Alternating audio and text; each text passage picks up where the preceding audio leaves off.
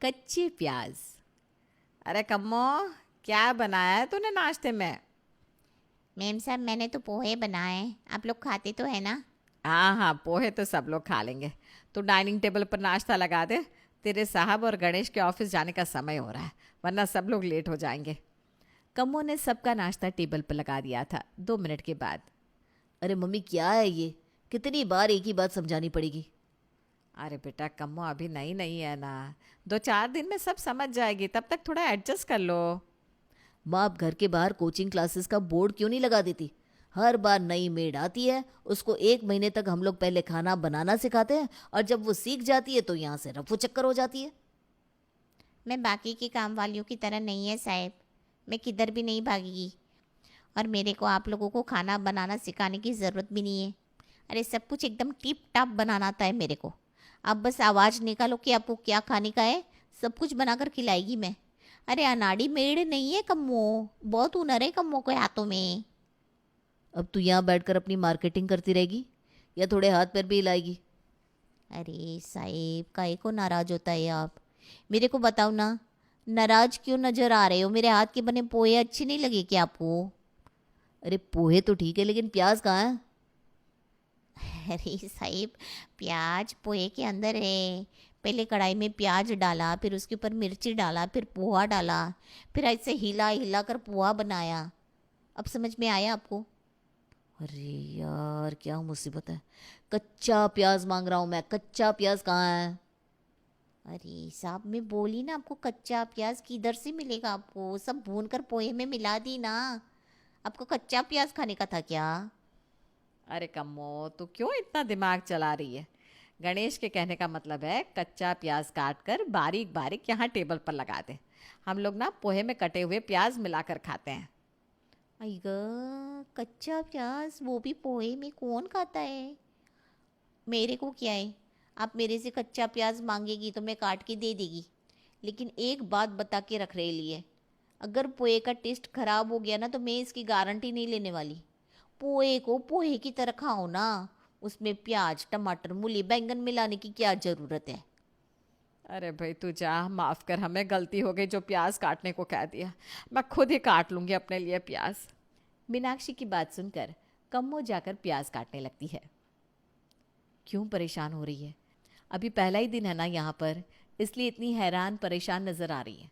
2-4 दिन काम करेगी, सब सीख जाएगी, इतना टेंशन क्यों ले रही है? और तू तो बड़ा खुश होकर बता रही थी तू बड़ी प्रोफेशनल खाना बनाने वाली है। तो इतना तो तुझे पता ही होगा ना कि 10 घरों में जाओ तो सबके खाने पीने की आदत, पसंद नापसंद सब अलग अलग होती है। ये बात ना आप एकदम बराबर बोले लिए मेम साहब। सबका चॉइस अलग अलग होता है। किसी को मसाले वाला खाना चाहिए, किसी को एकदम फीका चाहिए। और एक बात बताऊं, एक बार ना मैं गुजराती के यहाँ खाना बनाती थी। चाहे जो भी सब्जी बना लो सब में भर भर के शक्कर डलवाती थी मुझसे। अपने हाथ की बनी हुई सब्जियों की ऐसी बेइज्जती मेरे से देखी नहीं गई। मेरे को आदत है ना एकदम चटपटा खाना बनाने की। और वो मांगते तो क्या मांगते, शक्कर वाला सब्जी। बस छोड़ दिया काम, और नहीं तो क्या। अरे तुमको तो खुद इतना एक्सपीरियंस है, फिर क्यों हैरान हो रही हो? बस समझ लो, एक अनोखा घर छोड़ा तूने और दूसरा मिल गया।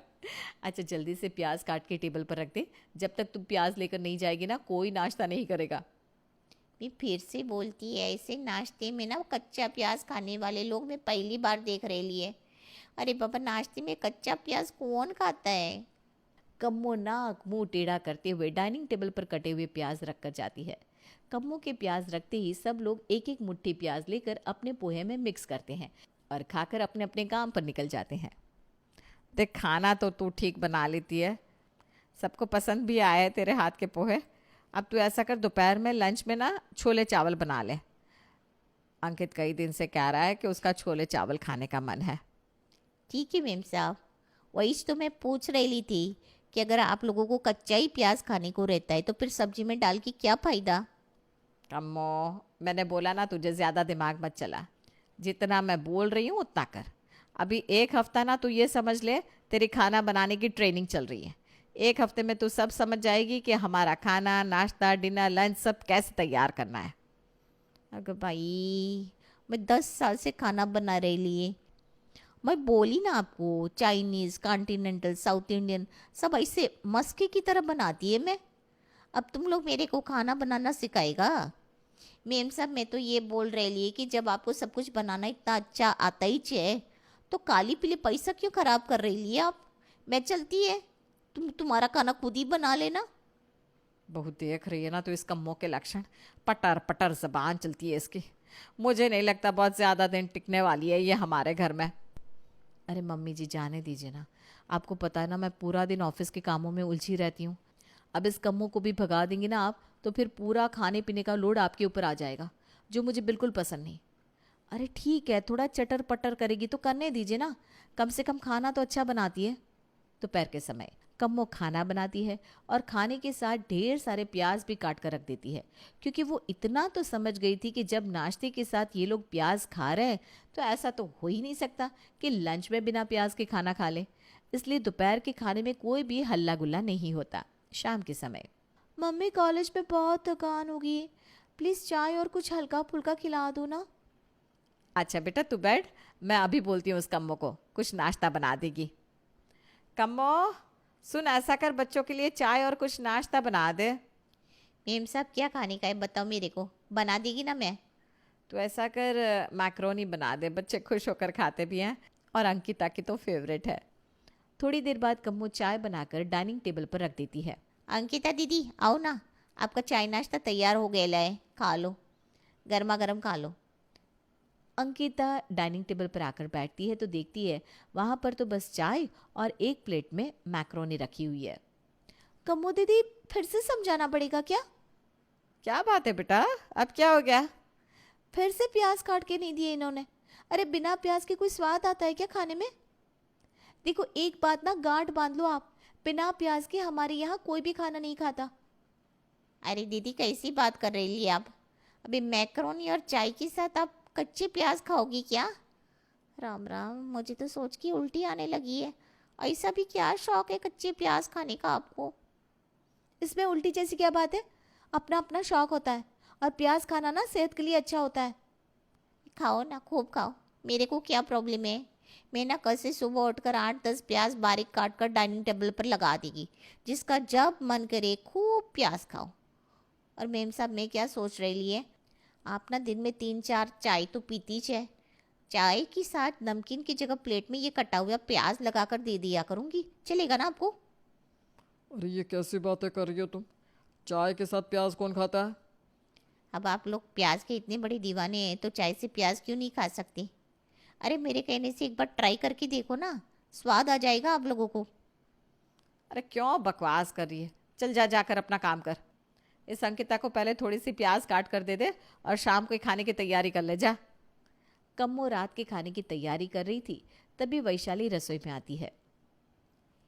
दीदी एक बात बोले मैं आपको, जब मैं नई नई आपके घर में काम करने आई थी ना तो पूरा दिन घर में घूम घूम कर यही देखती रहती थी कि ये बाज किधर से आ रहेला है। अब मेरे को समझ में आ रहा है, ये पूरा दिन जो आप लोग कच्चा प्याज चबाते हो ना, उसी से पूरे घर में ना बास फैला रहता है। किचन में खड़े होते तो सांस लेना मुश्किल हो जाता है।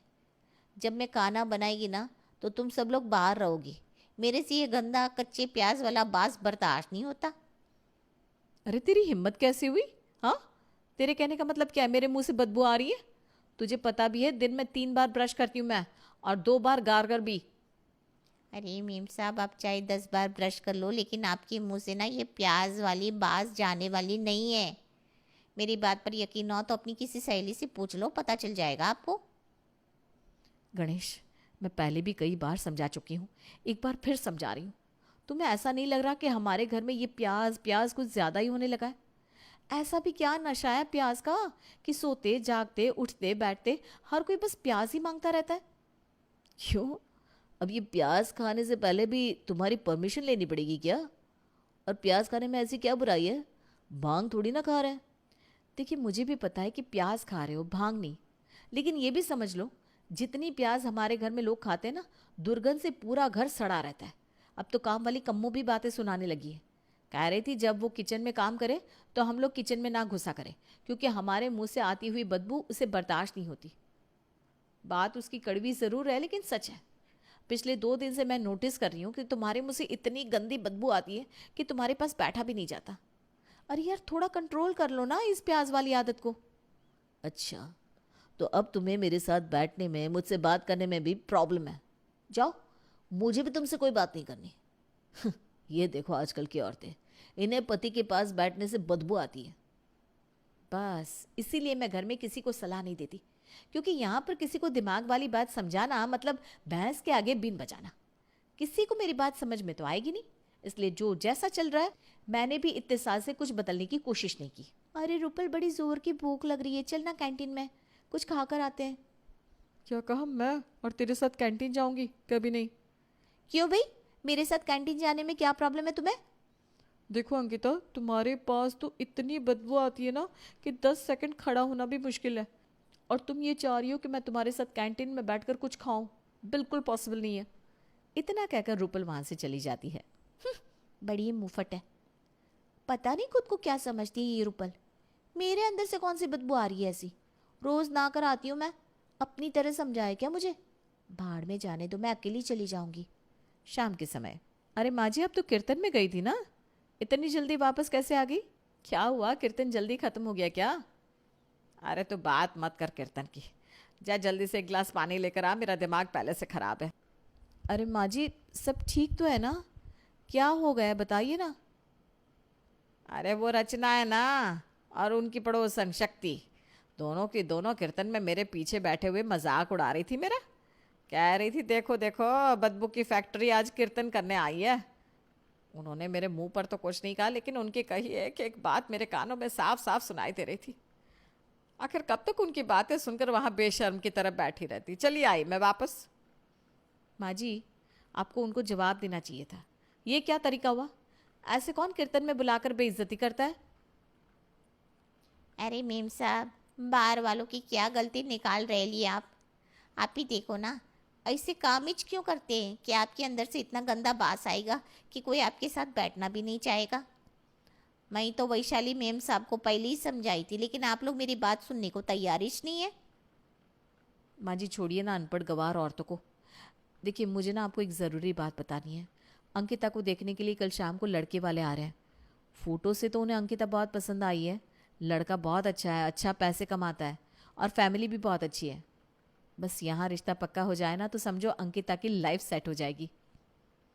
बस माता रानी मेरे बच्चे का रिश्ता अच्छे घर में कर दे, इससे ज़्यादा एक माँ को और क्या चाहिए। अगले दिन रिश्ते वाले अंकिता को देखने के लिए उनके घर पहुँच जाते हैं। वैसे तो अंकिता हम लोगों को बहुत पसंद है, लेकिन फिर भी मैं चाहूँगी कि एक बार रिश्ता पक्का करने से पहले अंकिता और गौरव आपस में बात कर ले, ताकि खुल के एक दूसरे को अपनी पसंद नापसंद के बारे में बता सके। मैं नहीं चाहती कि आज के ज़माने में हम अपनी पसंद बच्चों के ऊपर थोपे। ठीक कह रही है बहन जी, हमें कोई एतराज़ नहीं है। गौरव चाहे तो अंकिता से अकेले में बात कर सकता है। गौरव अंकिता के साथ कुछ देर अकेले में बात करता है और फिर वापस आकर अपनी माँ के पास बैठ जाता है। माँ, मैं काफ़ी देर से परेशान था कि जब से हम लोग यहाँ आए हैं इस कमरे में अजीब सी स्मेल क्यों आ रही है, लेकिन मैं इस बात को इग्नोर कर रहा था। फिर जब मैं अंकिता के साथ अकेले में बात करने गया तो मुझे समझ में आया कि ये स्मेल तो अंकिता और उसकी फैमिली के मुंह से आ रही है। ठीक कह रहा है बेटा, मैं भी ना खुद बहुत देर से परेशान हूँ कि ये अजीब सी स्मेल आखिर आ कहाँ से रही है। तो फिर क्या सोचा तूने, रिश्ते के लिए हाँ बोलना ही है ना? अब रुको मम्मी, मैं बात करता हूँ। आंटी जी, अंकिता बहुत अच्छी लड़की है, मुझे पसंद भी है। आप चाहे तो हम लोग आज ही सगाई का कार्यक्रम कर सकते हैं। अरे वाह बेटा, बहुत अच्छी खबर सुनाई आपने। क्यों नहीं क्यों नहीं, हम तो पूरी तैयारी के साथ बैठे हैं। हम भी सगाई करने के लिए तैयार हैं। एक बार सगाई हो जाए उसके बाद जल्दी से शादी का मुहूर्त निकालते हैं। जी आंटी जी, आप लोग शादी का मुहूर्त निकालिए, लेकिन एक बात का ख्याल रखिएगा, विदाई का मुहूर्त निकलवाने की कोई ज़रूरत नहीं है। अरे ये कैसी बात कर रहे हैं गौरव जी आप? शादी का मुहूर्त निकलेगा तो विदाई का मुहूर्त भी निकलवाएंगे ना? इस बात का क्या मतलब है? इस बात का मतलब यह है भाभी जी कि मैं शादी तो करूंगा अंकिता से, लेकिन मैं इसको विदा करके यहाँ से लेकर नहीं जा सकता। अरे कैसी बेहूदी से बात कर रहा है आपका बेटा? एक बार अच्छी तरह सोच लो, आपको शादी करनी है या नहीं। अगर शादी नहीं करनी तो ये सब गोल गोल बातें करने का मतलब क्या है? आप सीधा सीधा बोलो ना आपको लड़की पसंद नहीं है। अरे आंटी जी, मैं वही तो समझाने की कोशिश कर रहा हूँ कि अंकिता जैसी सुंदर पढ़ी लिखी सुशील लड़की मुझे शायद ही कोई मिले, इसलिए मैं शादी करने के लिए बिल्कुल तैयार हूँ। बस मैं आपकी बेटी को यहाँ से विदा करके नहीं ले जा सकता। जब भी मुझे समय मिलेगा मैं उससे मिलने के लिए आता जाता रहूँगा, और आप चाहे तो उसको महीने का खर्चा भी भेज दिया करूँगा। अंकल जी, अपने बेटे को घर से समझा बुझा कर नहीं लाए थे आप? ये कैसे बहकी बातें कर रहा है? शादी भी करनी है और विदा करके लड़की को लेकर भी नहीं जाना। अरे कोई तमाशा चल रहा है क्या? भैया जी, तमाशा नहीं चल रहा है। दरअसल बात यह है कि जब से हम लोग यहाँ आए ना, आपके घर में एक अजीब सी गंदी बदबू फैली हुई है। पहले तो हम लोग बड़े कंफ्यूज थे कि आखिर आपके घर में स्मेल कहाँ से आ रही है, लेकिन जब मैं अंकिता से अकेले में बात करने गया तब मुझे समझ में आया कि ये स्मेल तो आप सभी के मुंह से आ रही है। और मुंह तो क्या, उसके हाथ कपड़े सब जगह से कच्चे प्याज की गंदी बदबू आ रही है। देखिए, ऐसी बदबू मैं अपने घर में 24 घंटे बर्दाश्त नहीं कर सकता, इसलिए विदा करके तो मैं अंकिता को लेकर नहीं जाऊंगा। शादी के बाद उसे यहीं रहना होगा। कोई ज़ोर ज़बरदस्ती नहीं है, आप लोग सोच समझ कर जवाब दीजिएगा। फिलहाल हम लोग चलते हैं। विवाद खड़ा करने का हमारा कोई मकसद नहीं था। गौरव अपने माँ बाप के साथ लौट गया। बस माँ जी, पड़ गई आपके सबके कलेजे को ठंडक। समझाते समझाते दिमाग खराब हो गया मेरा कि कच्चा प्याज खाने की कोई हद होती है। आप लोगों ने तो कच्ची प्याज को जैसे बादाम समझ लिया है, आते जाते मुट्ठी भर के मुंह में डाल देते हैं। ये कम्मो सवेरे से ढेर सारे प्याज काट कर डाइनिंग टेबल पर रख देती है, जिससे पूरा दिन घर में से प्याज की महक आती रहती है। नाश्ते में प्याज, खाने में प्याज, चाय के साथ प्याज, दूध के साथ प्याज। अरे भाई, कोई लिमिट होती है किसी चीज़ की या नहीं? और अब देखो, इस प्याज की वजह से ना आज इस अंकिता का रिश्ता नहीं हो पाया। अगर आप लोग नहीं सुधरे ना तो ये गौरव तो क्या, कोई भी लड़का नहीं मिलने वाला आप लोगों को। वैशाली एकदम ठीक कह रही है। गलती हो गई हम लोगों से। हमें बहू की बात बहुत पहले ही मान लेनी चाहिए थी। ठीक है बेटा, हम वादा करते हैं आज से ना इस प्याज का किस्सा ही ख़त्म कर देंगे। अरे भाई, ऐसे प्याज का क्या फ़ायदा जो हमारी बेटी के रिश्ते के आड़े आ जाए। तू चिंता मत कर अंकिता बेटा, तेरी ज़िंदगी ख़राब नहीं होने दूंगी मैं। आज के बाद इस घर में प्याज आने ही बंद।